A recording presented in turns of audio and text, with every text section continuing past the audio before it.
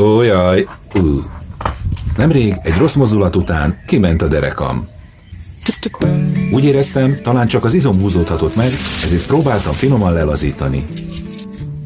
Mivel a hajolgatás önmagában elég unalmas műfaj, közben összeszedtem az épület körül hagyott csikkeket. A melósok nem spóroltak, elég sok volt, vagy inkább rengeteg. Minden mozdulatnál figyeltem a helyes tartásra, az izommunkára, meg arra, hogy tisztább legyen utánam a hely. Ahogy hajolgattam, lépésről lépésre azt éreztem, tisztul körülöttem a tér, és oldódik bennem a feszültség. Persze, szidhatnám azt, aki eldobálta, de most inkább próbálom egyszerre formálni magam és a környezetemet. Na, úgy tűnik, a szemléletváltás tényleg működik.